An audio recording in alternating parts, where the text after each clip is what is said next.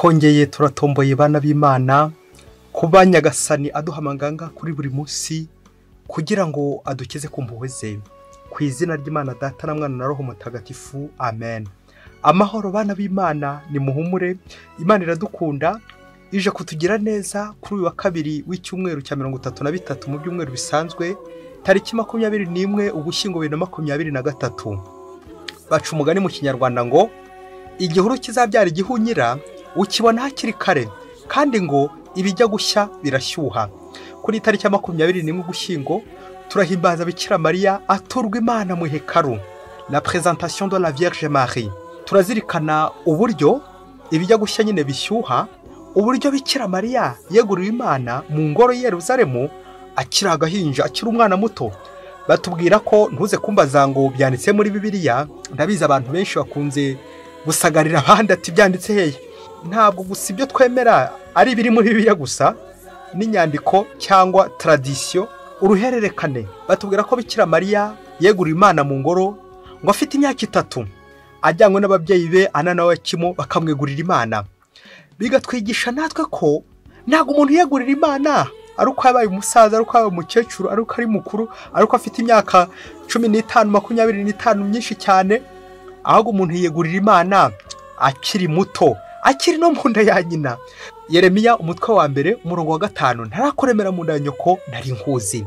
Nguko uko n'Imana tuyiyegurira, cyangwa ababyeyi batwegurira Imana, cyangwa Imana naringiye kuvuga idufata tukiri no mu nda, nkanswe noneho tuvutse tugakura tukabaho. Bikira Mariya atubera urugero rwiza rw'abantu biyegurira Imana, ntabwo rirarenga.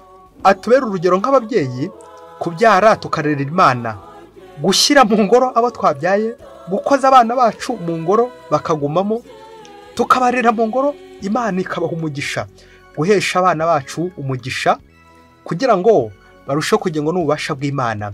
Bikira Mariya nyina wa Jambo, udusabire buri munsi. Kuri umunsi mukuru wa Bikira Mariya yegurirwa Imana mu ngoro ntagatifu Yerusalemu muri hekaru, turazirikana amasomo adufasha natwe kuza gukura ibisubizo mu ngoro y'Imana. Isomo rya mbere tujye kwakira n'iryo mu gitabo cya 2 cy'Amakayo umutwe wa 6 umurongo 18 kugeza ku 21.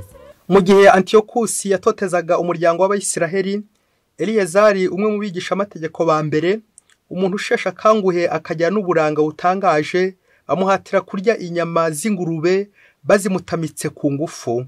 Ariko we ahitamo gupfana ishema, aho kubaho mu kimwaro, yijyana ku bwende bwe aho yagombaga gukubitirirwa, abanje gucira ibyo bari bamutamitse, mbese abigenza akintwari zose zemera guhara amagara yazo, aho kurya ibyo biribwa bitemewe n'amategeko. Abari bashinzwe gutegura ibyo biryo bitemewe n'amategeko bamujyana hiherereye, kuko bari baziranye kuva kera. Bamugira inama yo gutumiza inyama kuzataziraga kurya, kandi ngo azitegurire ubwe, bize kuba nkaho ari inyama z'ibitambo nk'uko umwami yabitegetse.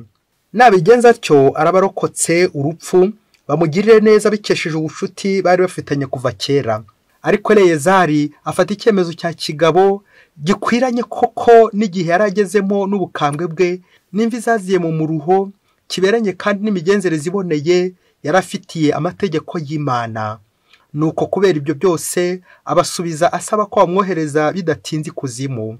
Yungamo ati, ntidukwiye kuryarya n'iyi ngano yacu, hata benshi mu rubyiruko batavaho bemera ko Eliyezari umukambwe w'imyaka 90 yakira imigenzo y'abanyamahanga, maze nabo bikabaviramo kuyoba babitewe n'ubwo buryarya bwanjye, ngo ndarwana kuri iyo minsi mike nsigaje imbere.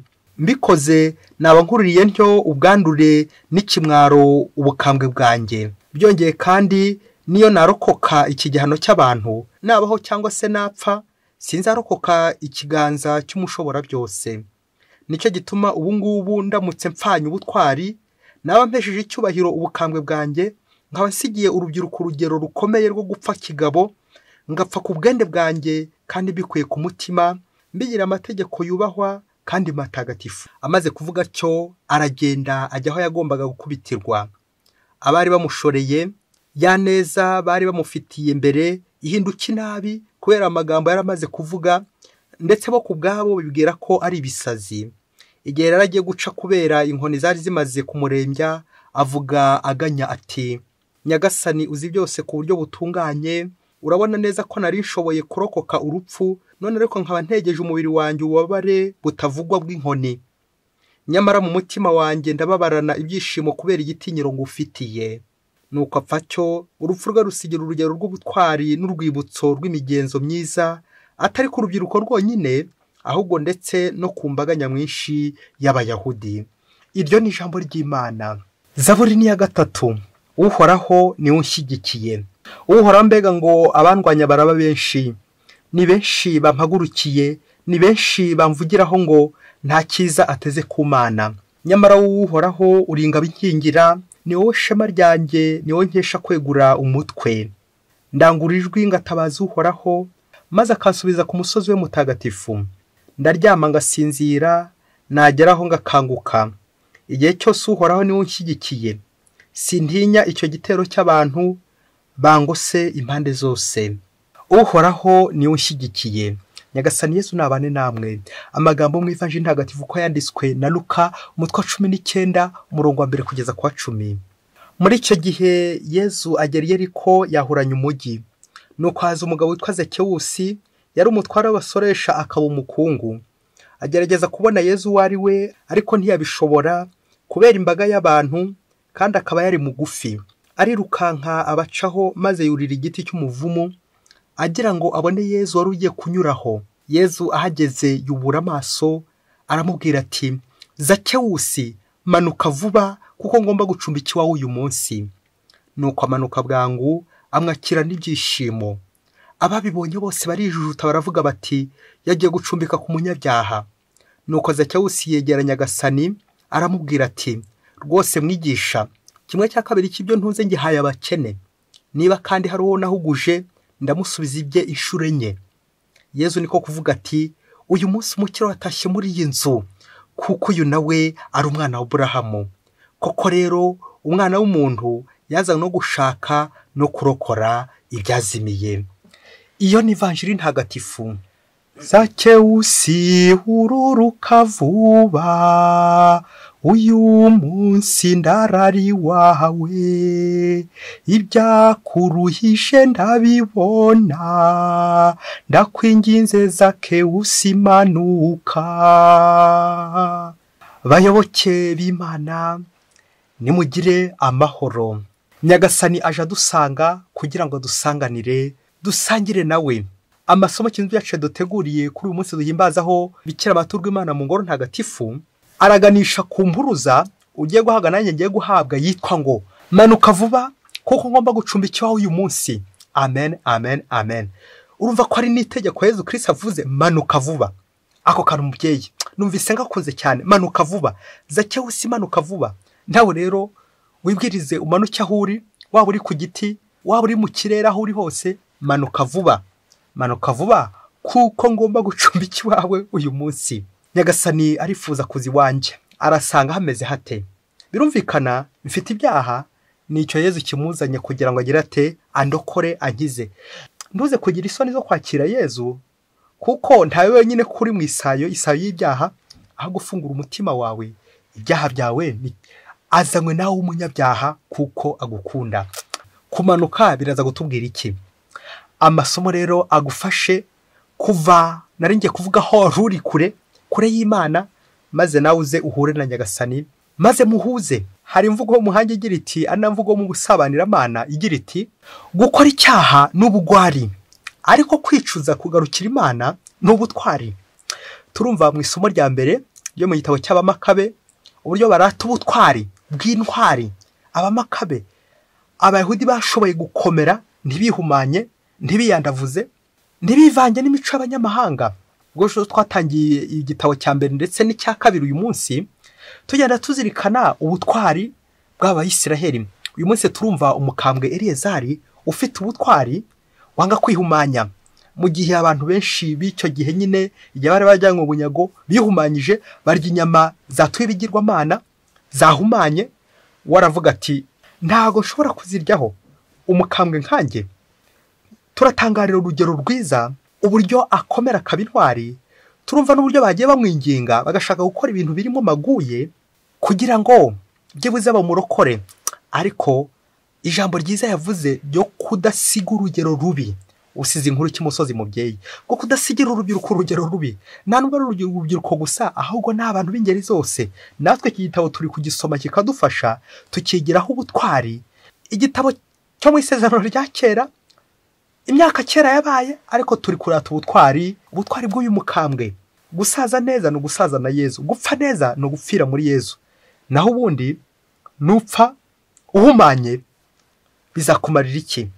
Nguko tugomba kumanuka tukajya hasi, tukemera bakadukubita, tukemera bakadukandagira, tukamanuka ariko tugapfa tutihumanyije, tukemera tukabaho mu ubuzima bugororokeye Imana, ubuzima butihumanya. No muri ibyo Zaburi aratwereka ko igihe cyose twemereye Imana tukarambura amaboko kugira ngo Imana ize iwacu, Imana nidusanganira. Ubwo bagize bati uhoraho ni ushyigikiye. Amen. Iyo nzi kubyo ndi gukora byose ari Nyagasani ndi gushakashaka, mererwa neza, mbaho neza. Ivanjiri y'uyu munsi ni ivanjiri iryoshye cyane, abantu benshi bakunze guteraho urwenya. Yavanjiri y'akagabo kuri igiti. Abantu bakuru murabyibuka, twese twabaye abana, iyo umutegetsi ukomeye yazaga muri karitsiye iwacu, twuriraga ibiti kugira ngo tuze kumureba, kuko akenshi ntabwo babaga baduhaye intebe. Insuzugurwa nyine zuriraga igiti. Kurira igiti rero ni uburyo buciriritse, ni nk'umwana, ni ugushaka kwisuzuguza nabyo ubwabyo. Ariko dutangareza cyose ufashe icyemezo akemera kurira igiti kugira ngo abone Nyagasani ugiye gutambuka, byibuze amunage nk'imonyi y'ijisho. Turazirikana cyane cyane Zacyewusi, impamvu yatumye yurira igiti se twaba tuyizi. Ni ibintu bibiri. Icyambere ni inzitizi ndetse n'imbogamizi. Inzitizi ni ibintu biri inyuma, naho imbogamizi ni ibintu bibera imbere hacu. Reka duhere ku nzitizi. Zacyewusi yari afite inzitizi z'ikivunge cy'abantu bari benshi, ku buryo ntaho yari kubona nawe anyurira ajya gukora kuri Yezu. Afata kiriya cyemezo rero, reka vuge ko ari cya kigabo, kuko burya icyemezo gifatwa n'umugabo, ntambwe ishobora gufata icyemezo. Yurira igiti kugira ngo ari gushakashaka uburyo bwose nawe yagera kuri Yezu. Ngishe cya kivunge, kurenga ikivunge, kurenga ikigare, kurenga abantu badushuka, kurenga abantu bagenda batwoshya, nkabasha kubikuramo, nkabasha kwibeta, nkabasha kwitarura, ngakurya Eliyezari nawe yitaruye iyo mbaga iri kwihumanya, nuko akava mu bantu bahumanye, bandi bashobora kumukingiriza Yezu, maze nawe akizamukira, ari gushakisha uburyo bwose bushoboka. Akabya bindi nguhiriye mu nzu, apfunda imitwe hose. Zacyewusi ari gupfunda imitwe hose, ariko Yezu araza kumubwira haza gupfunda umutwe nyirizina abashe kurokoka. Ngizo inzitizi z'abantu baturi inyuma, bagenda batuniye gati kariya kari kujyahe, uri kujyahe, ariko upfa ko ufitanye ibanga na Yezu ati ndi kugenda shakisha Yezu nyine, ni Yezu ndi gushaka. Ingorane yindi Zacyewusi yari afite ni imbogamizi, ni ibintu byari biri imbere.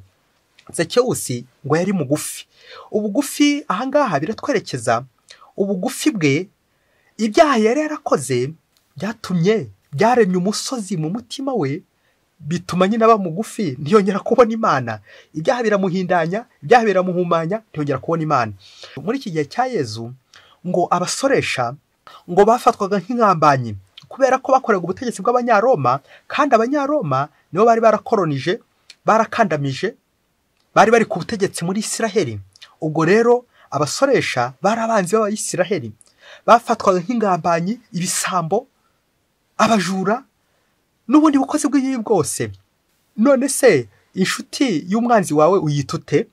N'umwanzi wawe nyine nawe. Zacyewusi bari barahawe akato kubera uyu murimo bakoraga, umurimo wari waragize baruharwa ndetse n'ibisambo barahawe akato. Ibyo rero byamugize mugufi. Nawe rero afashe icyemezo. Izi nzitizi z'abantu, izi mbogamizi afite, abonye ari gushakisha uburyo bwose aza kuzirenga. Nibwo rero yuriye igiti akurikije uko ari gushakashaka Yezu. Zacyewusi afashe icyemezo, azamutse ku giti, yuriye igiti.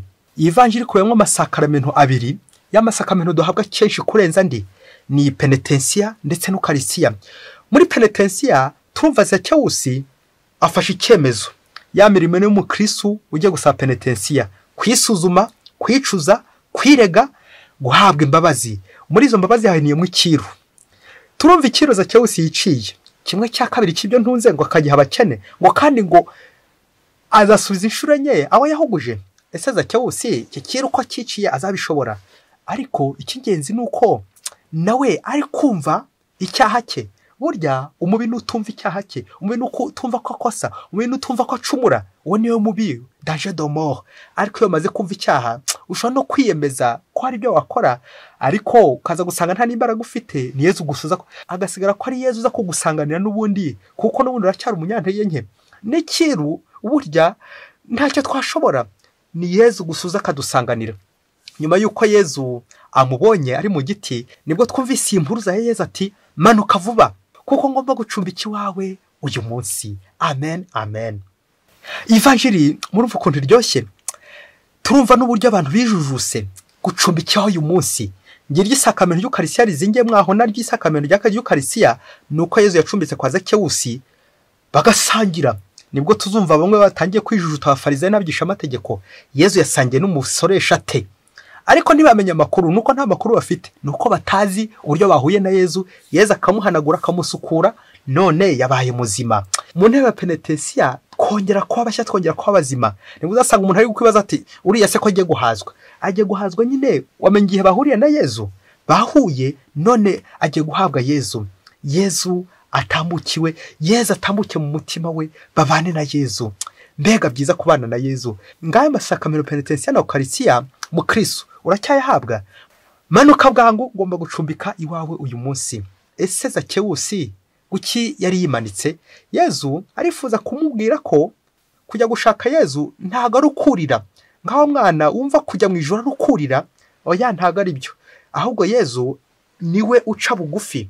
Ngwino usange Yezu, kuko Yezu atari mu bakomeye, mu bahanitse, ahubwo Yezu tumusanga hasi. Shyira amaguru hasi, shyira ibirenge hasi, niho usanga Yezu. Yezu umukene, Yezu uri kugenda n'amaguru, Yezu wageze hasi niho agutegerereje. Naho wowe uri ushaka kwihanika ujya hejuru ngo niyo ugiye kumushaka. Yezu wamusize. Manuka bwangu, kuko ngomba gucumbika uyu munsi.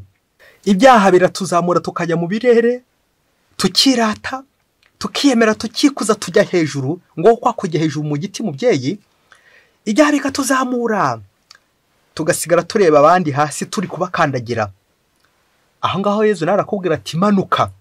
Kwiyemera, kwikuza, kwirata, kugira ibintu byinshi cyane bituma tuzamuka hejuru, bituma twiyemera, bituma turenga Yezu, tukarenga abakene. Nyamara Yezu uyu munsi narakubwira ati manuka, wikwirata, wikwiyemera, wikwikuza.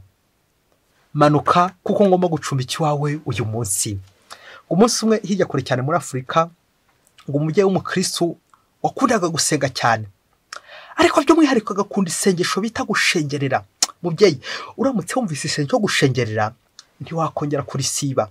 Nuko akenshi ntago turyumva burya, ariko uryumvise ndakubwiza ukuri, umva nta rindi sengesho wazongera gukora, kuko isengesho ryo gushengera niryo riguha urumuri rw'uko wanajya no mu rindi sengesho, ubundi bwoko bw'isengesho. Nuko uyu mubyeyi nkuru umwana isubira inyuma, ngo yakundaga gushengerera cyane. Yari umukristo pe, ariko kari afite ikibazo kiremereye cy'indwara y'igifu yamuzengereje. Akajya kwivuza, atambagira mu bitaro byinshi bishoboka, ahataguriza umutungo we, bajya kumuvura indwara bakayibura, ariko igifu kigahora kimurya. Uyu mubyeyi yagera imbere ya Yezu akibaza icyo yakoreye Yezu. Kuki abandi ari bazima, kuki abandi bo bameze neza, ariko ngiye buri gihe igifu gihora kindya? Wa mubyeyi ahora ashiririye, wa mubyeyi gahora ametse kubera igifu cyamurembeje. Akomeza kugenda ashengerera, atura Yezu n'icyo kibazo afite, ariko ku myaka yashiraga ntiyigire igikemuka. Wa mubyeyi neza ariheba. Nuko igihe kimwe kiza kugera, baza kumwandikira transfer yo kuzajya kumuvuriza mu mahanga. Ugomba kugurisha ibintu yari afite byinshi kugira ngo abone itike y'indege imujyana ahantu bazajya kubagira icyo gifu cye mu mahanga. Nuko ngo bamuha ukwezi ko kugira ngo yitegure igifu bakibage.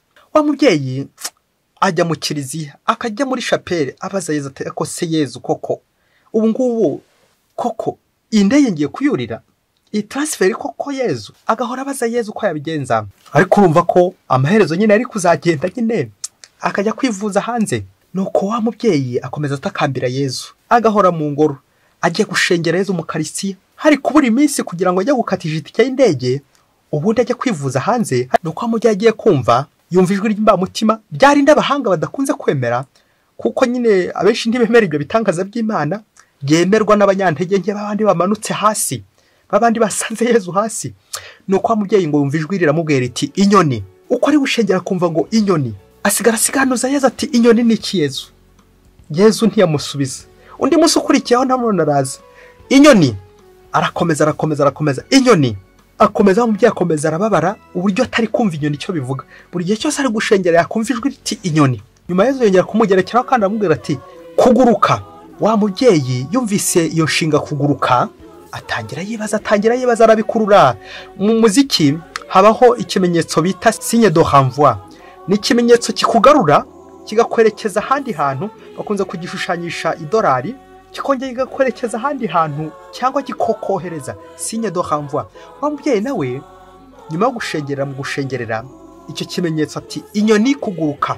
Amagambo yo mbaraza kuyahuza ati wa mubyeyi ku gifu cyamuryaga ariko komezirika no kuri amagambo ati inyoni kuguruka. Wa mubyeyi akiri aho ngaho ari gushavura ameze nabi, aza gutekereza icyo amagambo avuga naho ari kumwerekeza, dore ko hari amabanga bari bafite na Yezu batazi atibuka.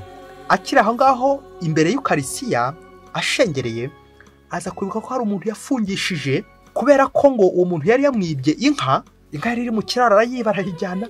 Noneho umubyeyi aza kumuca amande y'uko iyo nka agomba kuyimugarurira. Nuko ngo abantu b'abanyamutima baraza mu mutaka bati nyaboneka mubyeyi, uyu mwana umubabarire ntaho yayikura.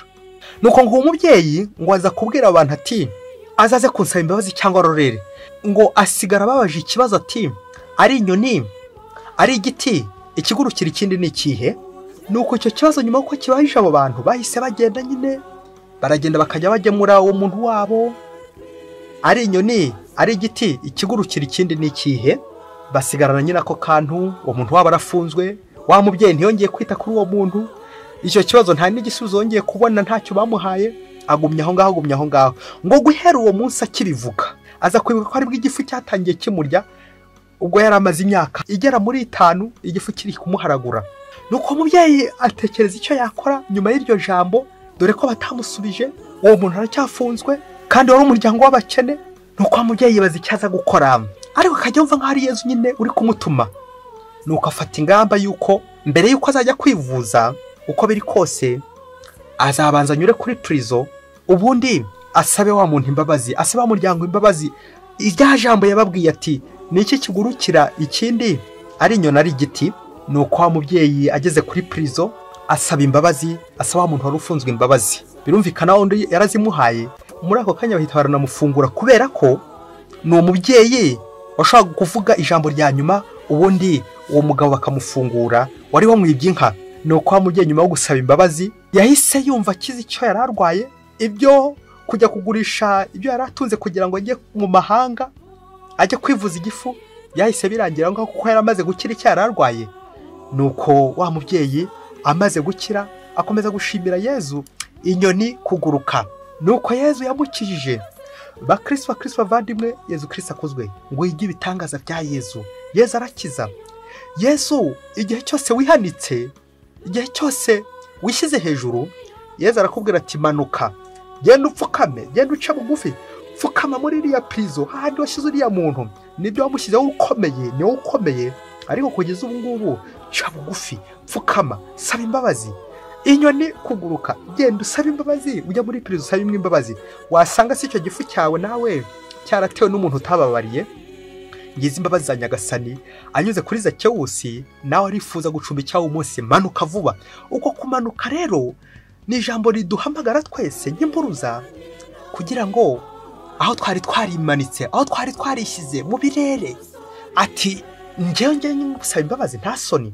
Aho abagabo benshi wowe nanjye wasanga turimo twumva ko ari umugore ari uza kurambara hasi akaba usaba imbabazi gusa, naho twebwe ngo igiti ninde mubyeyi, inyoni ninde mubyeyi? Aha, inyoni n'igiti. Mubyeyi koko nta muntu uhejeje mu buroko kubera ko wiyemeye umushyizeho amafaranga, umunyweraho amazi, uti nta giti kigurukiye inyoni azaze kunsaba imbabazi cyangwa zirorere. Cyangwa sangwa hari abantu bagiye uca amafaranga natamba iki ngiki nanjye sinzamuha imbabazi. Niko mubyeyi, imbabazi gurwa amafaranga. Iyo imbabazi zagurwa amafaranga twari kubona amafaranga ngaheduha Imana. Ariko erezuma Nyagasani n'umunyanteza ntabwo aduca amafaranga, ntabwo aduca inka, ntabwo aduca itungo kugira ngo abe yatubabarira, ahubwo imbabazi ze c'est gratuitement sans rien payer, aratubabarira kubera impuhwe ze. Baca umugani ngo umanika agati wicaye, wajya gukamanura, ndabizi ukuntu ugiye kubyuzuza, wajya gukamanura ugakamanura udahagaze gusa, ahubwo umanitswe. Nawe umubyeyi nutibwiriza muri no minsi anayo ya nyuma turimo gutanga imbabazi hakiri kare, ako gati cyara kabaye uzajya gukamanura umanitswe. Navugaga ngo manuka neza cumbiki wawe nawe uyu munsi. Hari ibyaha bituzamura mu marere, kutababarira, kudatanga imbabazi, ati ngewe ninjye bibye, ngewe ninjye bahemukiye, umva nataza kunsaba imbabazi azarorere, nataza kumbwira azarorere, nataza kumfukamira biramureba.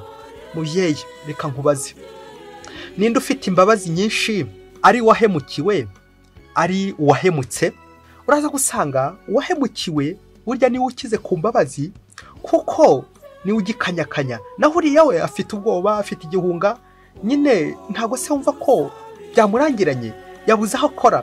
Ikimwaro ni cyose, abahanga mu gusaba imbabazi bemeza ko uwahemukiwe burya niwe unasaba n'imbabazi, akandabizi karaza kugutungura, niba kanagutunguye umbabarire, ariko uzasanga burya Imana ica bugufi, nk'uko Yezu aca bugufi akagenza amarenge akagenda. Naho Zakewu se yari yihanitse yagiye hejuru, Yezu aramubwira ati manuka. Yezu Kristo nawe arakureba akabona uburyo ujya wihanika, ujya agenda widunda mu nzira, ati ndashoboye, ndi umuhanga, narize, mfite ibintu n'ibintu, ese koko nzajya gupfukamira uriya? Nyamara Yezu asangira n'abakomeye n'abaciye bugufi, agasangira n'abanyabyaha. Urusha iki Yezu umubyeyi?